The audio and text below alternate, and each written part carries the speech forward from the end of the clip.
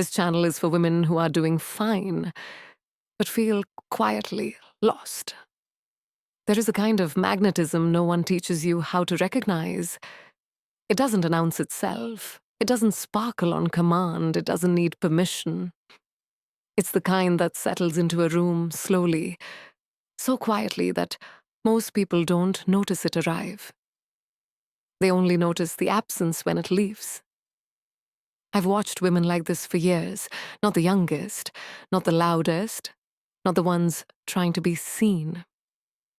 Yet somehow, conversations tilt toward them. Attention lingers. People remember how they felt in their presence, even if they can't remember what was said. And for a long time, I didn't understand why. Because everything I was taught about attraction told me I should be doing more, becoming more, fixing something, polishing myself into a version that was easier to admire. But the women who stayed with me, the ones who haunted a room long after, were doing the opposite. They weren't performing. They weren't chasing. They weren't asking to be chosen. They were standing in something deeper, quieter, unapologetically unfinished. This is not a story about beauty, or youth, or desirability as the world sells it. This is a story about women who have reached a certain point in life, not broken, not desperate, not unhappy, just suspended in the middle of it all. Women who have built lives that work, careers that function, relationships that look fine from the outside. And yet, somewhere between obligation and responsibility, between competence and endurance, something subtle has gone missing. Not joy exactly, not purpose either. Presence. I know this feeling because I've lived inside it. That strange emotional climate where everything is technically okay, but nothing feels fully inhabited. Where you keep showing up as a mother, a partner, a professional, a dependable adult, but no one ever asks where you went. You're not falling apart. You are not failing. You are not behind. You are simply in that quiet middle space where identity no longer fits into neat labels and desire doesn't respond to effort anymore. And here's the part that may feel unsettling at first. The magnetism you think you've lost was never lost at all. It was buried under performance, under the need to be agreeable, reliable, low maintenance, strong, fine. We are praised early in life for becoming easy to live with, for being adaptable, for shrinking emotional edges so others feel comfortable, for learning how to hold everything together without asking for too much in return. And at some point, we become very good at it. Too good. So good that even we forget what it feels like to take up space without justification. The most captivating women I know reached a moment, often quietly, often alone, when they stopped negotiating their own presence. Not in a dramatic reinvention of the self way, but in small, irreversible shifts. They stopped explaining themselves before speaking. They stopped filling silence to keep others at ease. They stopped treating attention as something to earn. They stopped asking, "Am I still enough?" and began asking, "Am I here?" That is where magnetism lives. Not in effort, but in alignment. Not in becoming, but in returning. If this already feels uncomfortably close, stay with me. Because what follows is not about attracting anyone. It's about the subtle habits that change how you occupy your own life and how the world inevitably responds when you do. Before we continue, if this kind of quiet, honest conversation speaks to you, If you're tired of loud advice and empty motivation, I invite you to subscribe to this channel. It's how you support this space, and how I know to keep creating work that meets you where you actually are. Now let me tell you something most people never say out loud. Attraction doesn't fade with age. Tolerance for pretense does. And when that tolerance disappears, what remains is either emptiness or depth. The women who become irresistible later in life are not trying to be admired. They are no longer willing to abandon themselves for approval. Their confidence is not loud. It is settled. It comes from having survived disappointment, recalibration, loss of illusion, and choosing to stay present anyway. They know who they are not. They're no longer impressed by urgency. They no longer confuse intensity with intimacy. They don't rush to define things that are still unfolding. And because of that, everything around them slows down. People listen more closely. Moments feel fuller. Desire becomes less frantic and more focused. This kind of magnetism cannot be taught the way techniques are taught. It emerges when a woman stops living as if she needs to prove her relevance, when she no longer introduces herself through apology, when she stops gripping life and lets it meet her, when she builds a life that doesn't wait for permission. What I want to explore with you here are 6 habits, not tricks, not strategies, but ways of being that quietly reorient everything. They don't require transformation. They require honesty. They don't ask you to become someone new. They ask you to stop abandoning who you already are. And yes, when these habits settle in, people notice, not because you asked them to, but because something in you finally exhaled. If you've ever felt invisible while doing everything right, if you've ever wondered when life would start feeling like it belongs to you again, if you've ever suspected that your power didn't disappear, it just went quiet, then you're exactly where you're supposed to be. You're not broken. You're just in the middle. And this is where things begin. Habit 1, I no longer introduce myself by apology. For most of my life, I entered rooms already smaller than I was, not physically, emotionally. I learned early how to soften my presence before anyone asked me to, how to smile before I spoke, how to phrase opinions like questions just in case they needed to be withdrawn. I learned to explain myself before being misunderstood, to apologize before taking up time, to signal that I would not be difficult, demanding, or disruptive. I didn't call it insecurity back then. I called it being considerate, professional, easy to work with. But somewhere along the way, I realized something uncomfortable. I wasn't introducing myself anymore. I was excusing myself. The moment this became clear wasn't dramatic. It happened in an ordinary conference room in Manhattan, one of those glass-walled spaces where everyone pretends not to notice their own reflection. I was sitting at the table with people who were just as capable as I was, just as experienced, just as unsure beneath the surface. And yet, I watched myself do it again. I started a sentence with, "This might be a stupid question, but..." I heard it leave my mouth and felt something tighten in my chest. No one had called it stupid. No one had challenged my right to ask it. I had done the work for them. I had lowered my voice before it was raised against me. I had apologized for my presence before anyone questioned it. That was the moment I understood how deeply the habit ran. Introducing myself by apology had become automatic, invisible. almost polite. And that is what makes it dangerous. Because this habit doesn't look like weakness. It looks like competence wrapped in humility. It looks like emotional intelligence.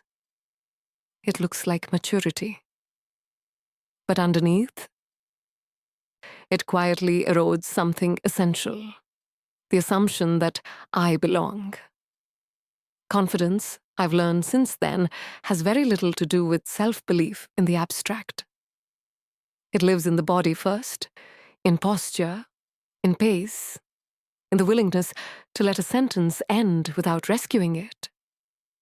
The women I notice now aren't the ones who speak the most. They're the ones who don't rush. They walk into a room without scanning phases for approval. They sit where they choose, not where they're directed. They don't apologize for asking questions that require thinking. They don't soften their edges to protect others from discomfort. They don't perform confidence. They inhabit it. For me, this shift began with something deceptively simple. I stopped narrating myself. I stopped explaining why I felt the way I felt. I stopped adding context to my opinions so they would be more digestible. I stopped cushioning my words with disclaimers. I let statements stand on their own weight. At first, it felt almost rude. Silence stretched longer than I was used to. People looked at me a moment longer, as if recalibrating. I could feel the old urge rise up to fill the space, to reassure, to clarify, to make sure I hadn't made anyone uncomfortable. But I stayed still. What surprised me wasn't resistance. It was attention. When I stopped apologizing for my presence, others stopped treating it as negotiable. Confidence, in this sense, is not bravado or assertiveness training. It is nervous system regulation. It is the ability to remain internally steady, even when nothing immediately reflects you back. I began noticing how much my body had been doing the work of self-erasure. Slightly hunched shoulders, a forward lean that suggested readiness to accommodate. Hands that moved too much, as if trying to soften the impact of my words. So I slowed down. I walked with my spine upright, not stiff, but settled. I allowed my arms to rest. I let my gaze land without darting away. I spoke more slowly, not for effect, but because I was no longer in a hurry to justify my existence. This wasn't about dominance. It was about containment. When a woman contains herself, she doesn't leak urgency. She doesn't need to convince. She doesn't need to over-deliver. She assumes she has time. That assumption changes everything. I remember leaving that meeting in Manhattan and stepping outside into the street, the noise and movement rushing past me. Nothing about my life had changed. No promotion, no validation, no applause, but something internal had shifted its center of gravity. I realized I had spent years acting as if my ideas needed sponsorship, as if my voice required a disclaimer, as if my presence was conditional, and I was done with that contract. This habit, no longer introducing myself by apology, extends far beyond professional spaces. It shows up in conversations with friends, in relationships, in how I take up space at a dinner table or in a quiet room. I stopped preemptively saying, "Sorry, I'm just tired," as if rest needed justification. I stopped apologizing for needing time alone. I stopped framing boundaries as inconveniences. Instead, I let them exist as facts. The effect wasn't that people pushed back harder. The effect was that the right people adjusted. Confidence like this doesn't demand attention. It invites alignment. There is something deeply attractive about a woman who's not bracing herself for rejection, who's not rehearsing explanations in her head, who trusts that if she is misunderstood, she will survive it. This trust is subtle, but it radiates, and it has nothing to do with perfection. I still hesitate sometimes. I still feel the pull to smooth things over. But now, when that urge rises, I recognize it for what it is. An old survival pattern trying to keep me safe in a world that no longer requires my shrinking. So I pause. I breathe. I let the moment be imperfect. And in doing so, I give others permission to meet me without pretense. A woman who no longer introduces herself by apology does not walk into a room asking, "Am I allowed?" She walks in assuming presence is not a privilege. It is a given. That assumption is quiet. It is powerful. And once it settles into the body, it becomes impossible to unlearn. This is not about becoming more confident. It is about becoming less divided, less split between who I am and who I present, less willing to abandon myself before anyone else has the chance. And from that place, something undeniable begins to form. Not attraction as performance, but attraction as gravity. The kind that doesn't pull through force, the kind that holds because it is no longer trying to. Habit too. I don't grip, I allow space. There was a time when I believed closeness was created by effort, by showing up faster, by answering immediately, by making myself endlessly available so no one would ever have to wonder where I stood. I thought consistency meant proximity, and proximity meant safety. I mistook responsiveness for intimacy. What I didn't understand then was how tightly I was holding everything. I gripped conversations, checking their temperature as they unfolded. I gripped relationships, monitoring signals, pauses, tone shifts. I gripped time itself, trying to stay one step ahead of uncertainty. I told myself this was care, that this vigilance made me attentive, invested, present. But gripping doesn't create connection. It creates tension. The shift didn't come through theory. It came through fatigue. I remember an evening in Santa Monica, the kind where the light turns soft before it disappears completely. I was sitting alone at an outdoor table, phone face down, hands wrapped around a warm mug I no longer needed. For once, I wasn't waiting for anything. No response, no update, no sign. And instead of the familiar anxiety rising, something else arrived. Relief. It startled me how quiet my body felt when I stopped anticipating. No scanning, no rehearsing, no internal countdown, just space. That was the first time I noticed how much energy I had been leaking into grip. Grip looks like availability without rest. Grip looks like emotional readiness without boundaries. Grip looks like adjusting myself so nothing is ever left unresolved. And it is exhausting. Desire doesn't live in exhaustion, it lives in curiosity, in the pause, in the unanswered question that lingers just long enough to be felt. When I say I don't grip, I don't mean I withdraw or become distant. I don't mean I play games or withhold affection. I mean something far quieter and far more radical. I stop anchoring my sense of worth to immediacy. I let messages breathe. I let invitations arrive without rearranging my entire life to receive them. I let people wonder, not out of strategy, but because my life no longer orbits anticipation. This didn't come naturally. At first, space felt like risk. Silence felt like rejection in disguise.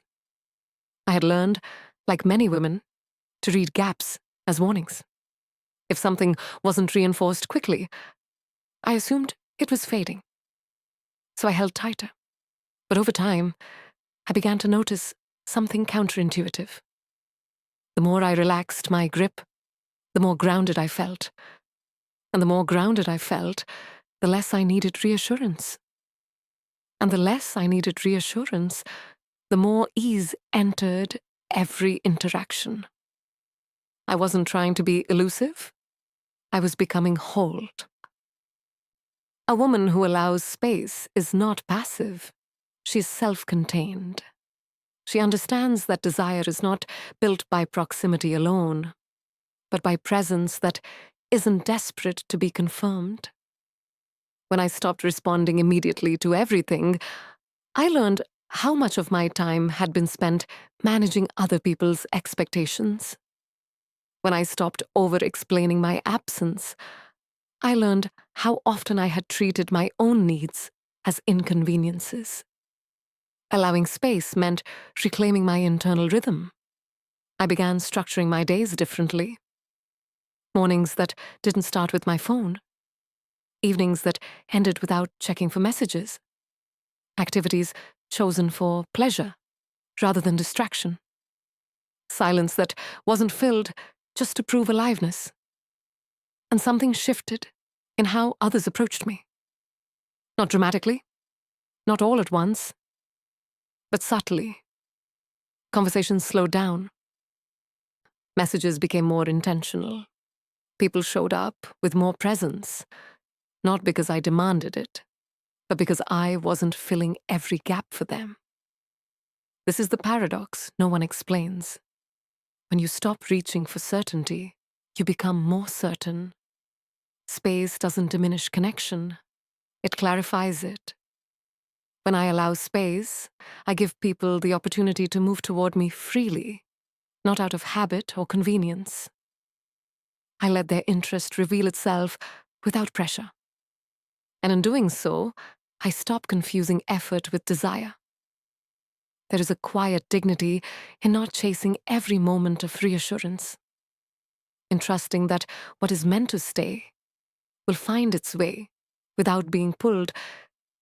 This habit extends far beyond relationships.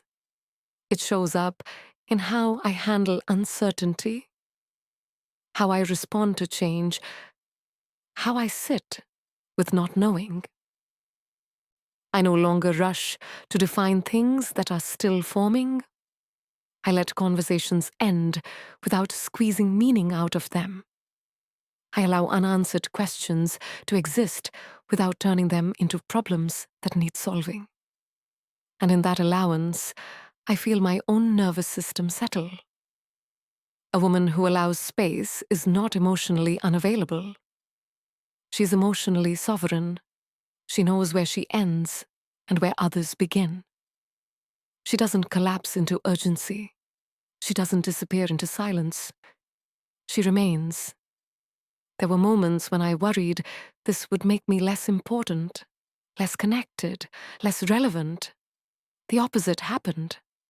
I became more deliberate, more selective, more attuned to what actually felt nourishing. And people sensed it.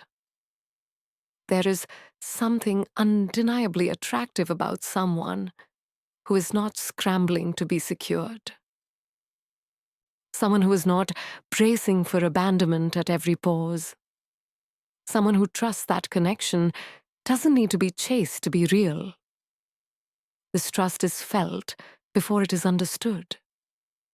It lives in how I hold my phone lightly instead of clutching it, in how I listen without interrupting, in how I let a conversation trail off without chasing its conclusion. Allowing space doesn't mean I care less. It means I care without anxiety. And that difference is everything. I no longer measure connection by frequency alone. I measure it by quality, by ease, by whether I feel expanded or contracted in its presence. Grip contracts. Space expands. When I allow space, I allow myself, my time, my inner life, my autonomy. And from that place, connection becomes something I participate in, not something I manage. This habit taught me that desire is not something I must maintain through effort. It is something that emerges when I stop interfering with its natural rhythm. When I stopped gripping, I stopped trying to control how I was perceived. I let people come closer or drift away without turning either outcome into a verdict on my worth. And in that freedom, something profound happened. I became easier to be with, not because I made myself smaller, but because I was no longer asking others to fill the spaces. I had finally learned to hold myself. That is the power of allowing space. It is not absence. It is confidence without display. It is trust without proof. And once it becomes part of how I move through the world, it quietly reshapes everything that comes near me. Habit 3. I dress as if I know myself. For a long time, I treated clothing like a negotiation between who I was and who I thought I needed to be, between comfort and credibility, between invisibility and performance. I dressed to be appropriate, to be acceptable, to not invite comment. And at other times, I dressed to be noticed in ways that didn't actually feel like me. I followed rules I never consciously agreed to, about age, about professionalism, about what was flattering and what was trying too hard. None of it felt dishonest. It just didn't feel true. The shift didn't happen all at once. It happened slowly, almost imperceptibly, the way identity changes after you've lived long enough to recognize what no longer fits. I remember walking alone through Paris, early in the morning, when the streets were still quiet, and the light had that pale softness that makes everything feel slightly unreal. I was wearing the same coat I had worn the day before. And the day before that. Nothing remarkable, nothing strategic. But as I passed shop windows and caught my reflection, I noticed something unfamiliar. I looked settled, not styled, not curated, settled. For the first time in a long while, I wasn't dressed for approval or anticipation. I wasn't signaling availability or authority or relevance. I was dressed as if I trusted myself. And that trust changed the way I moved. Style, I've come to understand, is not about aesthetics. It's about self-recognition. It's about whether what I put on my body feels like an extension of my inner life, or a costume meant to distract from it. When I dress as if I know myself, I stop outsourcing my confidence to trends. I stop chasing novelty for reassurance. I stop asking whether something is right and start asking whether it's honest. This doesn't mean my clothes became boring. They became intentional. I began choosing pieces that didn't ask anything of me. Clothes that didn't need constant adjusting. Fabrics that felt good against my skin instead of impressive at a distance. Colors that calmed my nervous system instead of energizing my anxiety. I stopped dressing for the woman I might become one day and started dressing for the woman who already knew what she liked. That decision brought an unexpected sense of relief.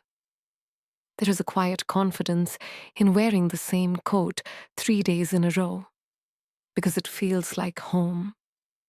In choosing shoes, you can walk in without thinking about them. In not dressing up or down, but simply dressing true. When I dressed this way, something subtle but profound shifted in how people responded to me. Not because I looked more fashionable, because I looked more present. Presence doesn't shout, It settles. I noticed it in small moments, in how conversations lingered, in how people met my gaze without rushing past it, in how I no longer felt the urge to explain my choices. I wasn't trying to stand out. I was no longer trying to disappear. That middle ground is powerful. When a woman dresses as if she knows herself, she sends a message without saying a word. I'm not auditioning. I'm not undecided. I'm not waiting for feedback to confirm who I am. This kind of style doesn't compete. It doesn't imitate. It doesn't borrow identity from younger women or louder ones. It roots itself. I began thinking of clothing less as decoration and more as containment. What supports me? What allows me to move through my day without friction? What feels like alignment rather than effort? This extended beyond clothes. It changed how I thought about scent. I stopped choosing fragrances because they were popular or seductive. I chose one that felt like memory, something warm, grounded, familiar. A scent that didn't announce itself before I arrived, but lingered softly after I left. Scent, like style, is emotional language. It doesn't ask for attention. It creates association. The same became true for makeup. I stopped trying to correct my face. I stopped layering over it. I focused on clarity instead of coverage, on skin that looked lived in rather than perfected. I wasn't trying to look younger. I was trying to look awake. This is the part no one really talks about. When a woman stops performing her appearance, she frees an enormous amount of energy. Energy that was once spent adjusting, comparing, anticipating reaction. That energy returns inward. And when it does, something changes in the way she carries herself. Her movements become slower, not because she's trying to be graceful, but because she's no longer rushed by self-consciousness. Her posture softens without collapsing. Her gestures become quieter because they no longer need to compensate. She inhabits herself. That inhabiting is felt by others immediately. It's not about looking expensive. It's about looking intentional. I've met women who wore simple clothes, almost unremarkable, and yet drew attention without trying. And I've met women dressed in perfection who seemed strangely absent. The difference was never the outfit. It was whether the woman inside it felt at ease. When I dress as if I know myself, I don't dress to impress a room I haven't entered yet. I dress for the day I'm actually going to live. That includes the possibility of being seen and the comfort of not needing to be. I stopped buying things for imaginary versions of my life. I stopped holding on to pieces that belonged to a chapter I had already outgrown. I let go of clothes that required me to maintain a certain mood or energy to wear them. What remained was smaller, simpler, truer. And in that simplicity, I felt more like myself than I had in years. There is something deeply grounding about consistency, about having a visual language that doesn't change based on who you're with, about not reinventing yourself every time the environment shifts. Consistency is not stagnation, it's clarity. When a woman knows her style, she doesn't need to be interesting through excess. She becomes interesting through coherence. People sense that coherence instinctively. It reads as confidence, even when nothing about it is performative. And perhaps most importantly, dressing as if I know myself has changed how I feel alone. When I walk down the street with no destination, when I sit in a cafe without company, when I travel by myself, I feel contained rather than exposed. My clothes are not armor. They are alignment. This habit has nothing to do with vanity. It has everything to do with self-trust, with no longer asking the mirror who I should be today, with recognizing that attraction doesn't come from trying harder, but from standing comfortably in who I already am. When I dress as if I know myself, I tell the world, quietly, without explanation, that I am not searching for an identity. I'm living inside one. And that certainty, subtle as it may seem, has a gravity of its own. Habit 4. I let life meet me. Halfway. For a long time, I believed strength meant control. Control over outcomes, control over timing, control over how things unfolded, so I would never be caught unprepared. I planned carefully. I anticipated reactions. I stayed a step ahead of disappointment. From the outside, this looked like competence. From the inside, it felt like a constant, low-level tension I could never quite release. What I didn't see then was how much effort it took to hold everything together. Letting life meet me halfway was not a decision I made from confidence. It was something I learned after exhaustion stripped my certainty down to its essentials. There came a point when managing everything stopped feeling empowering and started feeling lonely. I remember a dinner invitation in Chicago, the kind of evening I would normally choreograph, confirming details, checking timing, adjusting expectations before they had a chance to misalign. That night, I didn't. I listened. I asked one simple question: what did you have in mind? And let the evening unfold without my supervision. Nothing fell apart. In fact, something opened. This is where many people misunderstand what it means to let go. They imagine passivity, waiting, losing agency. But what I learned was the opposite. Letting life meet me halfway didn't make me smaller. It made me lighter. Feminine energy, as I've come to experience it, is not about submission or softness in the way the word is often misunderstood. It is about trust. Trust in my own steadiness. Trust that I don't need to orchestrate every outcome for things to move forward. Trust that presence is more powerful than pressure. When I stopped forcing momentum, I discovered how much momentum already existed. I had been mistaking control for participation.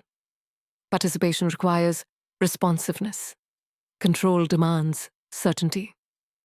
The shift happened first in conversation. I stopped rushing to respond. I allowed pauses to exist without filling them. I noticed how often silence invited depth instead of discomfort. Then it happened in decisions. I allowed others to choose, sometimes without interpreting it as a loss of authority. I didn't rush to define the future in moments that were still unfolding. There was a subtle recalibration in my body when I did this. My shoulders softened, my breath deepened. I stopped bracing for impact that never came. Letting life meet me halfway meant I stopped treating uncertainty as a threat. Instead of asking what this was becoming, I asked how this felt now. And often, now was enough. This habit changed the way people responded to me. Not because I became distant, but because I became receptive. I listened without steering. I received without calculating. I allowed others to step forward without intercepting their effort. There is something quietly powerful about allowing someone else to show up. When I stopped leading every interaction, I noticed who naturally met me in the middle and who disappeared when they could no longer be carried. That information was clarifying, not painful. I didn't need to push anyone away. I simply stopped pulling them closer. This way of being asked me to release an old belief that effort is what makes things real, that if I don't manage the process, I will lose the outcome. What I gained instead was something far more stable. Ease. Ease in my movements, ease in my voice, ease in how I occupied space. I spoke more slowly, not to sound thoughtful, but because I wasn't racing toward resolution. I allowed moments to land without interpreting them immediately. I trusted that meaning would emerge without being extracted. This wasn't detachment. It was presence without interference. When life meets me halfway, I am not waiting. I am engaged. But I am no longer gripping the steering wheel so tightly that I miss the landscape. I discovered that attraction does not come from control. It comes from allowing others to feel their own agency in my presence. People lean in when they are not being managed. There is relief in being around someone who doesn't need to direct the experience. This habit also changed how I related to myself. I stopped pressuring my own growth. I stopped forcing clarity when I was still becoming. I allowed seasons to pass without demanding immediate transformation. I let myself be unfinished. And in that unfinished state, I felt more authentic than I had in years. Letting life meet me halfway meant trusting that I don't need to prove my value through effort, that I don't need to anticipate every turn to be safe, that I can respond from steadiness rather than strategy. This trust doesn't announce itself. It hums quietly underneath everything I do. It shows up in how I walk into a room without scanning for approval, in how I accept invitations without overthinking them, in how I allow connections to form without insisting on definition. There is a deep calm in realizing that I don't need to chase alignment. I need to recognize it. Life meets me halfway when I stop blocking it with fear. And when that happens, something unmistakable unfolds. Not urgency, not intensity, but a grounded presence that invites others to slow down, to arrive, to meet me where I already am. That presence is not dramatic. It doesn't demand attention, but it is felt. And once I experienced it, I understood why some women never seem to be reaching. They are receiving, not because they are passive, but because they trust that what belongs to them does not need to be forced. That trust, lived quietly and consistently, changes everything around it, including how the world moves toward me. Habit 5. I speak from depth, not speed. I used to believe that speaking well meant speaking clearly, quickly, efficiently. I learned how to explain myself without pauses, how to anticipate misunderstandings before they surfaced, how to keep a conversation moving so no one felt uncomfortable. I thought fluency was generosity. I thought speed was confidence. What I didn't realize was how much I was talking to manage energy rather than connect. I spoke to fill silence. I spoke to reassure. I spoke to stay ahead of judgment. And in doing so, I often spoke past myself. The shift began when I noticed the women whose words stayed with me long after the conversation ended. They weren't the most articulate. They weren't the most prepared. They didn't dominate the room or steer every exchange. They spoke less. But when they did, something landed. Their words had weight because they were not rushed out of fear. Their pauses weren't awkward. They were intentional. They allowed space not only for the listener, but for themselves. I realized then that depth doesn't compete with speed. It replaces it. For a long time, I believed silence needed to be justified. That a pause meant I had lost momentum, lost authority, lost interest. I rushed to fill every gap, afraid that quiet would be mistaken for emptiness. But silence is not empty. Silence is where meaning gathers. When I began to slow my speech, I became aware of how often I had been speaking before I actually knew what I felt. Words came out polished, but disconnected, shaped more by expectation than by truth. They sounded fine, they just didn't feel rooted. Speaking from depth required something unfamiliar: patience with myself. It meant allowing a feeling to settle before naming it, allowing a thought to mature instead of presenting it half-formed just to keep pace, allowing a conversation to breathe without steering it toward resolution. At first, this felt uncomfortable. My body was used to movement, to forward motion, to staying verbally agile. Slowing down felt like exposure, but as I practiced it, I noticed something subtle and powerful. People leaned in, not physically, always, but energetically. They listened differently. They waited instead of interrupting. They seemed more present, as if my stillness gave them permission to arrive too. Depth invites reciprocity.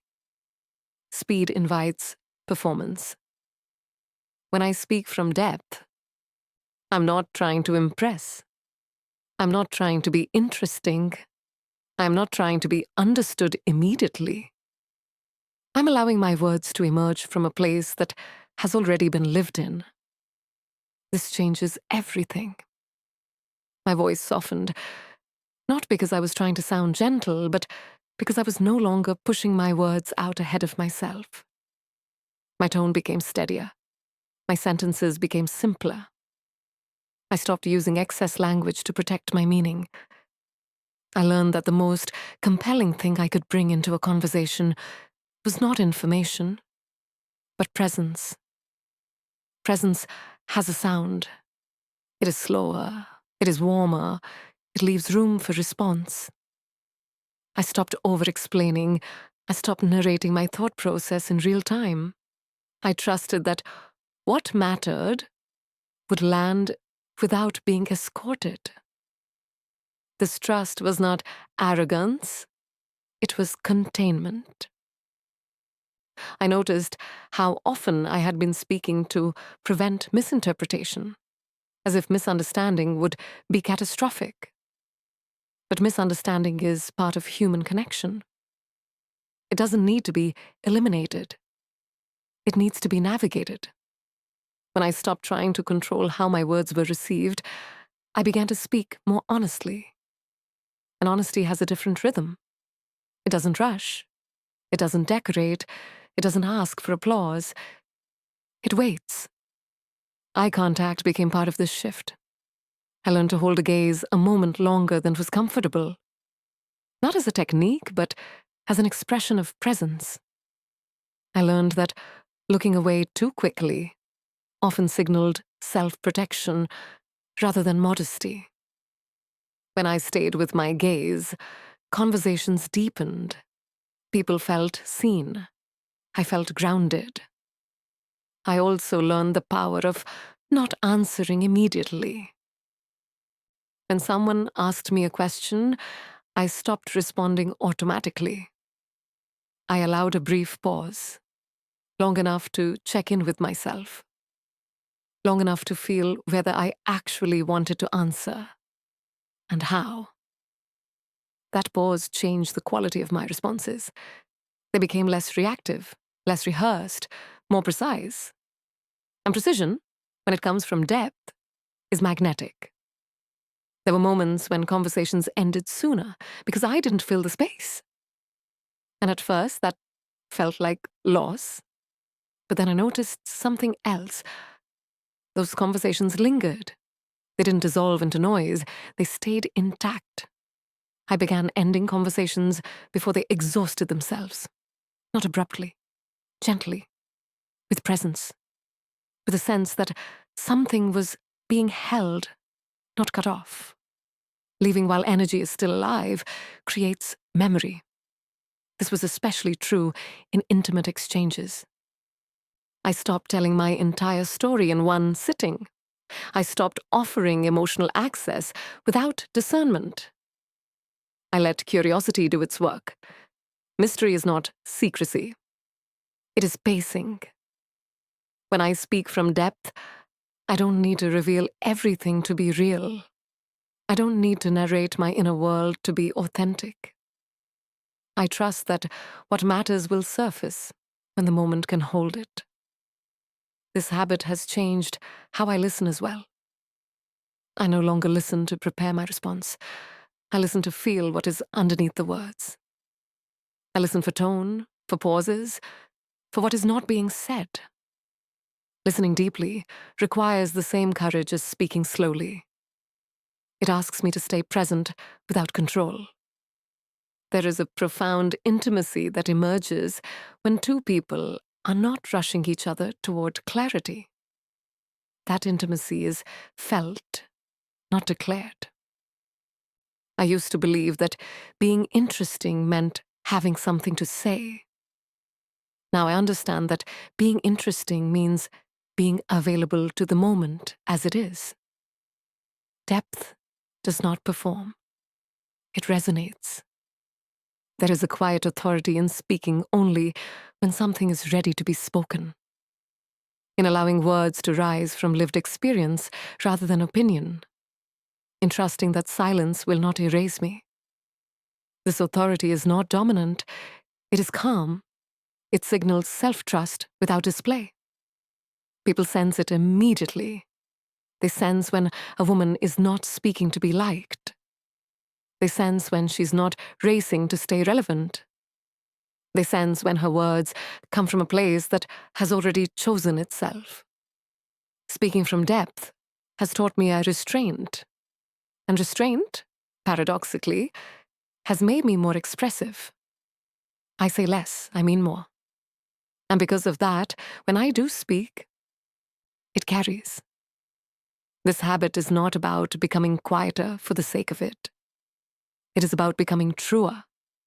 It is about allowing my voice to reflect my internal pace rather than the external noise around me. When my words slow down, my body follows. When my body settles, my presence expands. And when my presence expands, connection happens without effort. That is the power of depth. It is not dramatic, it is not flashy. But once you feel it, you recognize it everywhere. In the woman who answers slowly and makes you wait without discomfort. In the pause that feels full instead of awkward. In the conversation that ends without closure, yet feels complete. When I speak from depth, I'm not asking to be heard. I'm allowing myself to be felt. And that, quietly and unmistakably, changes how every interaction unfolds around me. Habit 6. I build a life that doesn't wait. There was a moment when I realized I had been postponing my life without meaning to. Not in obvious ways, not through procrastination or fear that announced itself loudly, but through small, reasonable delays that added up quietly. I would start after the season. I would focus once things settled. I would travel later, learn later, choose later. When time felt more permissive, when circumstances aligned, when someone else arrived to make it feel justified. Waiting became a habit disguised as responsibility. I wasn't unhappy. I was functional. My days were full, my calendar reliable, my roles clearly defined. And yet, beneath the structure, there was a subtle sense that my life was on pause, leaning forward toward a moment that never quite arrived. Building a life that doesn't wait didn't begin as a declaration. It began as a refusal to keep treating my own existence as provisional. I stopped asking myself whether something made sense in the long term and started asking whether it made me feel awake now. I stopped postponing curiosity. I stopped saving desire for a version of myself that was always one step ahead. The shift was quiet, but it was decisive. I remember the first morning I noticed it. Nothing dramatic happened. I woke up, made coffee, and sat by the window without reaching for my phone. There was no one to update, no one to impress, no one to coordinate with. And instead of that emptiness feeling lonely, it felt spacious. That was when I understood something essential. Independence is not about doing everything alone. It's about not waiting for permission to live. For years, I had unconsciously arranged my life around potential companionship, real or imagined. Even when I was single, my choices carried an invisible asterisk. This would be better shared. That could wait until there's someone to enjoy it with. As if joy required a witness to be valid. Letting go of that belief was unsettling at first. It meant confronting how much of my life I had kept in reserve. So I stopped reserving myself. I enrolled in things I was curious about without considering whether they were useful. I took trips without turning them into narratives. I learned skills without imagining how they would be received. I filled my time with experiences that didn't need to lead anywhere. And something unexpected happened. My life began to feel textured again. When a woman builds a life that doesn't wait, her energy changes. She no longer moves as if she's on standby. She no longer scans the horizon for a signal that it's time to begin. She begins because she's here. This kind of independence is deeply misunderstood. It's often framed as self-sufficiency, taken to an extreme, as if needing no one were the goal. But what I discovered was different. True independence is relational. It means I choose connection, not rely on it for completion. It means I welcome others into a life that already has momentum. It means I don't hand over the steering wheel of my happiness and hope someone drives carefully. There is something profoundly attractive about a woman whose life is already moving, not busy, not overcommitted, but alive. I stopped waiting for clarity before taking action. Clarity, I learned, often follows movement. I stopped demanding certainty before committing to my own interests. I let curiosity lead, even when the destination was unclear. This required trust.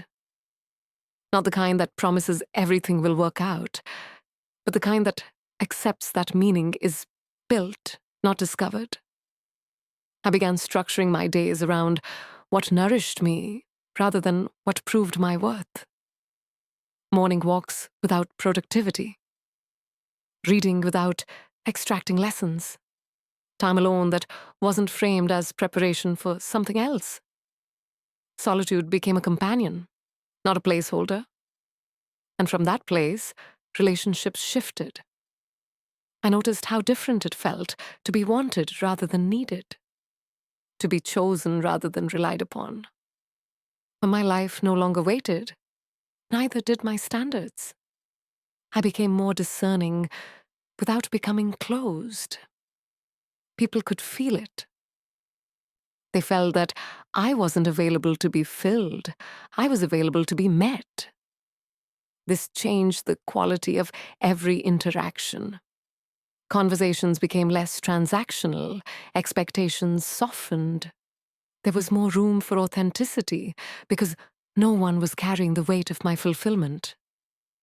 Building a life that doesn't wait also meant releasing old definitions of success. I stopped measuring my progress by external milestones and started paying attention to internal steadiness.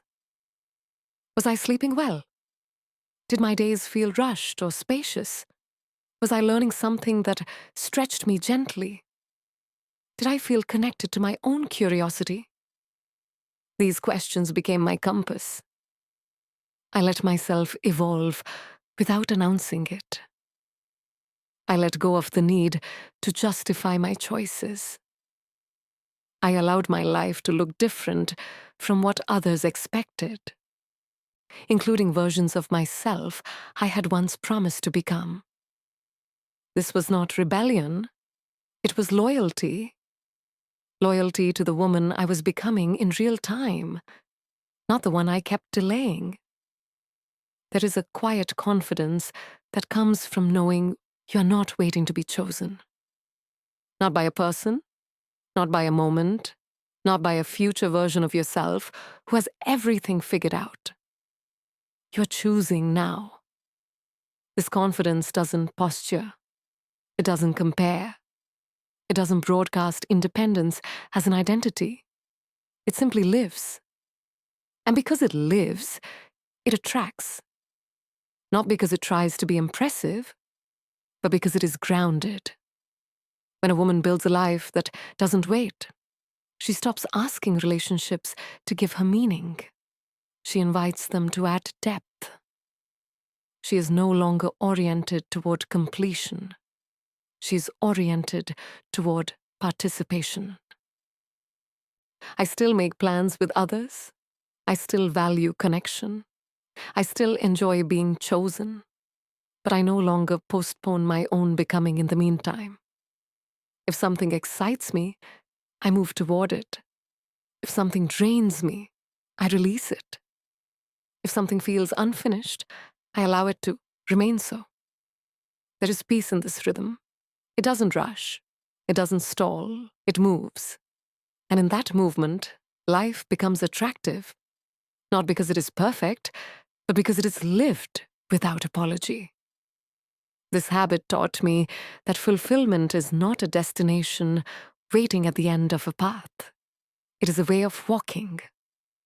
When I stopped waiting, I didn't suddenly have all the answers, but I stopped needing them to begin.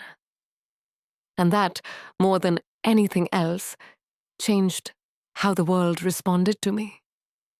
Not because I demanded more, but because I finally stopped postponing myself.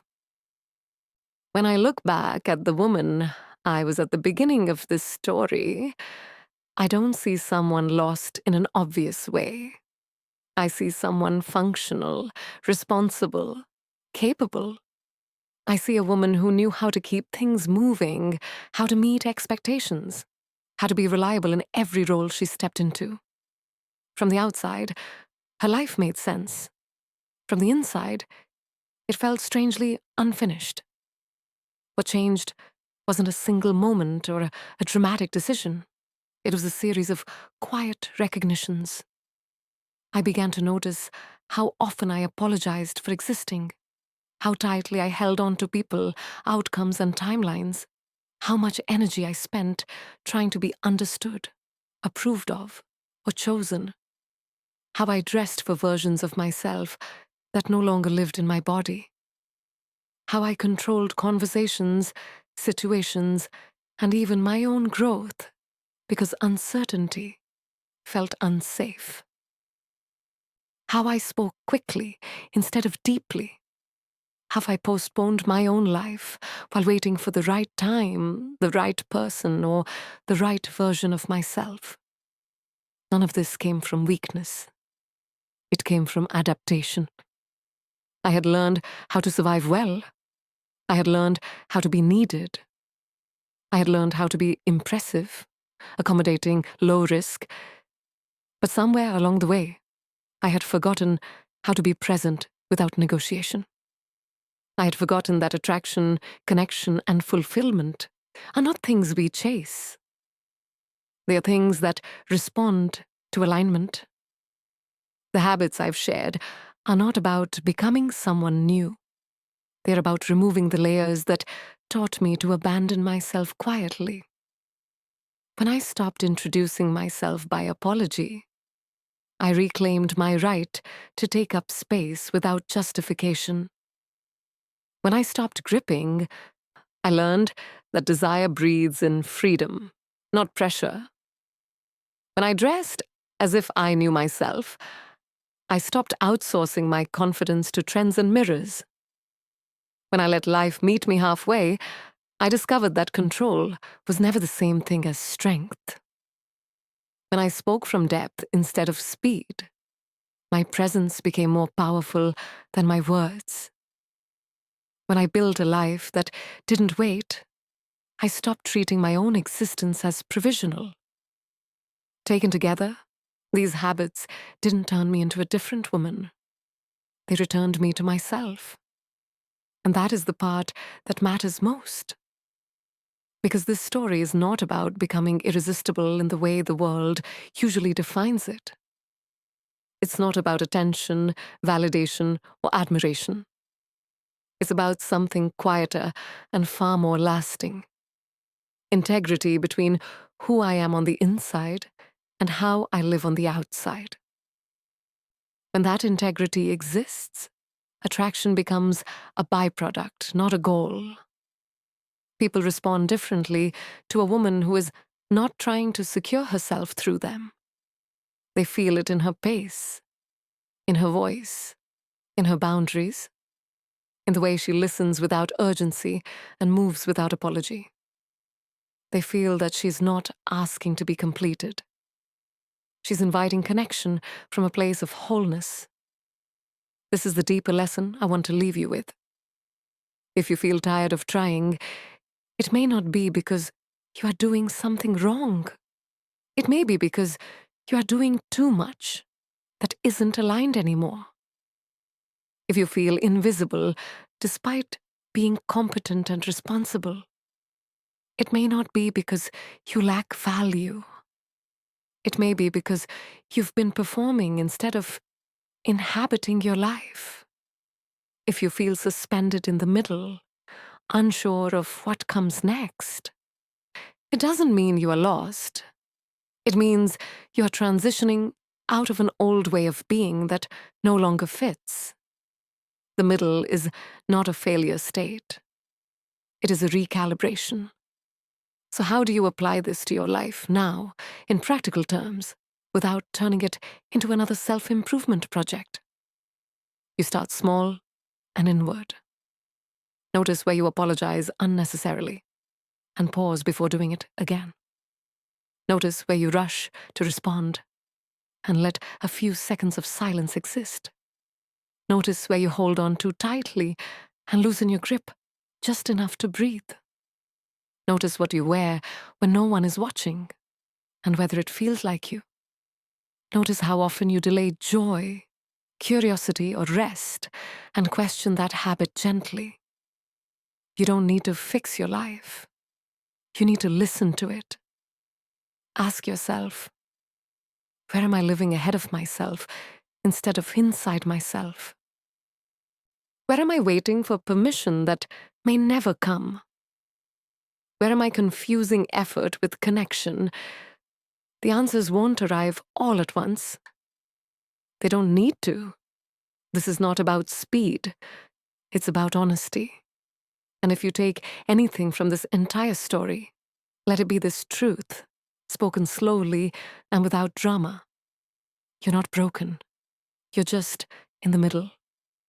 The middle is where old identities fall away. The middle is where performance gives way to presence.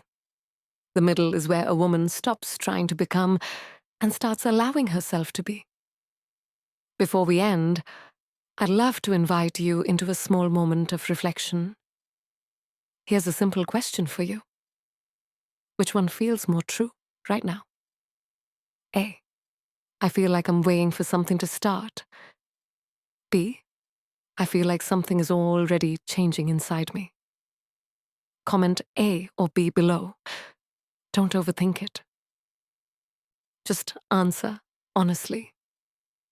And if you feel comfortable, share a few words about why you chose that answer.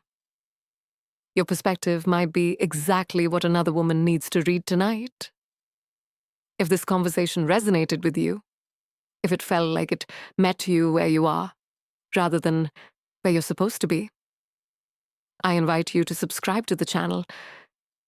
It's how you support this space and help it continue growing into something meaningful, thoughtful, and real. Thank you for being here. Thank you for listening slowly. We'll keep walking through the middle together.